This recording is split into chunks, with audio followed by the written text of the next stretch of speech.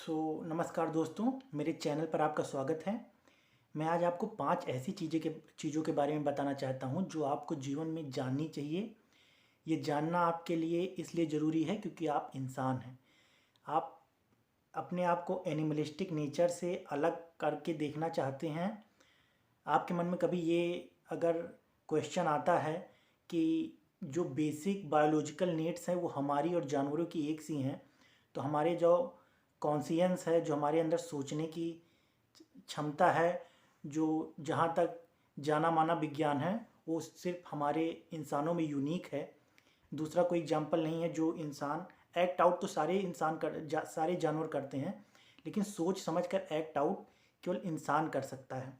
तो पहली चीज़ है इसमें balance between indulgence and depression. इसका मतलब हुआ कि आपको बैलेंस बनाना है। इंडल्जेंस यानी आपको किस हद तक प्लेजर चाहिए, क्योंकि प्लेजर अंतहीन होता है। आप कभी भी प्लेजर की चरम सीमा प्राप्त कर सकते हैं एक बार, लेकिन आपका मन, क्योंकि ये एंडलेस सर्कल है। आप जैसे एक थ्योरी होती है लॉ ऑफ डिमिनिशिंग रिटर्न।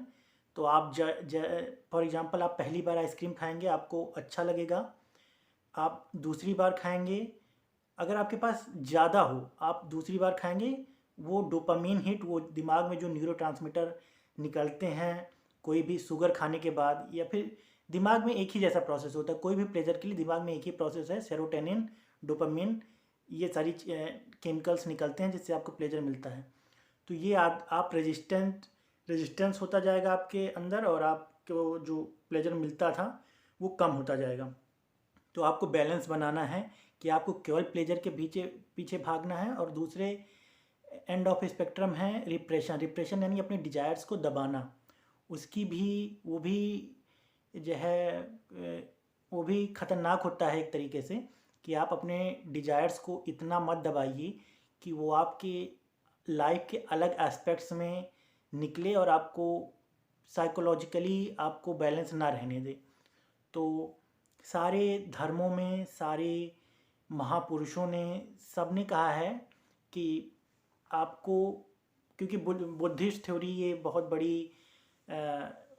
अच्छी थ्योरी है, माध्यमिका थ्योरी, नागार्जुन द्वारा प्रस्तावित, कि हमें जो है बीच का रास्ता अपनाना चाहिए, और बीच के रास्ते में ही हमें जो है लाइफ एक्सपीरियंस करनी चाहिए। क्योंकि जैसे कोई राजा बन जाए, वो भी लाइफ को अच्छे से एक्सपीरियंस नहीं कर पाएगा, या फिर कोई एसेटिक बन जाए, कोई भिक्षु बन जाए, हिमालय पर चला जाए, वो भी लाइफ को उस पर्सपेक्टिव को, उस नज़रिए से नहीं देख पाएगा जो बीच में रहा इंसान, जो इंडल्जेंस और रिप्रेशन में बैलेंस बना के चले, वो समझ पाएगा। दूसरी चीज़ है money is not the ultimate goal. तो साइकोलॉजिकली हमारे अंदर काफ़ी डिज़ायर्स होते हैं, जैसे एक कंफर्ट लेवल का वो डिज़ायर तो हमारे अंदर बायोलॉजिकल इवोल्यूशन से आता है, सर्वाइवल के हिसाब से, कि हमें मिनिमम कुछ चीज़ें चाहिए सर्वाइव करने के लिए। लेकिन बाकी चीज़ें हैं, जैसे पहचान, मुझे पहचान चाहिए। इंसान को सोशल एनिमल की तरह रहने में मज़ा आता है, इसलिए उसे लोगों की अप्रिसिएशन चाहिए। तो ये सारी कुछ साइकोलॉजिकल नीड्स हैं जो इंसान को चाहिए होती हैं। तो जो आदमी सोचते हैं कि मनी या पैसा उनकी सारी चीज़ें, सारी उसका हल है, तो ऐसा नहीं है। आदमी को पैसे के साथ साथ बाकी कुछ चीज़ें हैं जो इंसान की ट्राइबल नेचर से आती हैं, जो उसे अंत में पूरा करने के लिए कोशिश करनी चाहिए। और तीसरी चीज़ है, Krishna has said it right, law of dispassionate work. Krishna को आप भगवान माने, आप उनको हिस्टोरिकल फिगर माने, या फिर वेद व्यास जिन्होंने महाभारत लिखी है उनकी कवि की कल्पना माने, फिर भी जो उन्होंने कहा था डिसपैशनेट वर्क, वो साइकोलॉजिकली बहुत एस्टाउंडिंग, बहुत ही रिनाउंड, अगर आप इसको अप्लाई करके लाइफ में देखें, डिसपैशनेट वर्क आपको कितना फ़ायदा, क्योंकि सारी प्रॉब्लम्स की जड़ ही है कि हम एक्सपेक्ट करते हैं। आप इसको 2 मिनट बैठकर अंदर ही अंदर सोचिए कि काम करना किसी के लिए दुख नहीं होता, किसी को काम करने में ज़्यादा मुश्किल नहीं होती, लेकिन अगर काम के पीछे आपका कोई अल्टीरियर मोटिव हो, आप एक बार इसको अपनी लाइफ में अप्लाई करके देखिए। डिसपैशनेट वर्क यानी काम में थोड़ा सा वैराग्य, ये अगर आप करेंगे तो आपको लाइफ का असली मतलब पता चलेगा और डिसपैशनेट वर्क का असली मतलब पता चलेगा। तीसरी चीज़ है योर स्पिरिचुअल नेचर। तो हम सब इंसान हैं और हम सबका मटेरियल नेचर है, इसको हर कोई देख सकता है, लेकिन हम लोग की वो साइड जो स्पिरिचुअल है, जो उसके कई रास्ते हैं हम लोग की स्पिरिचुअल साइड देखने के। धर्म में आजकल थोड़ा डॉगमेटिज्म हो गया है, उसमें आपको ये करने के लिए बताया जाता है। किसी बड़े आदमी ने कहा था कि जो है every religion starts in mysticism and ends in politics. So जैसे फॉर एग्जांपल जीसस को जो एक्सपीरियंस हुए होंगे, जिस लिए उन्होंने या फिर मोहम्मद साहब ने या फिर कृष्णा ने या फिर किसी धर्म के पैगंबर ने या स्टार्ट करने वालों को जो एक्सपीरियंस हुए होंगे, उसने वो कल्ट या वो रिलीजन बनाया, वो अपनी थ्योरी दी कि ऐसा ऐसा करो, ऐसा आपको भी महसूस होगा। लेकिन डाउन द लाइन इंसान धर्म में डॉगमेटिज़्म, अंधविश्वास, वो सारी चीज़ें इकट्ठा हो जाती है तो ओरिजिनल से काफ़ी अलग हो जाती है चीज़ें। तो इसलिए आपको अपना स्पिरिचुअल नेचर जानना ही चाहिए। स्पिरिचुअल नेचर जानने के लिए आपको मेडिटेशन कर सकते हैं, और मेडिटेशन और इंट्रोस्पेक्शन, कंटेम्पलेशन, इसके 2-3 रास्ते हैं। ज्ञान सबसे बड़ा रास्ता होता है इसका। जैसे इसमें हिंदू फिलॉसफी में 4 मार्ग हैं, ज्ञान, कर्म, भक्ति। इसमें से आप कोई भी चुने तो आपको जो है अपना मटेरियल नेचर से अलग भी कुछ रियलाइज होगा, वो आपका स्पिरिचुअल नेचर होगा।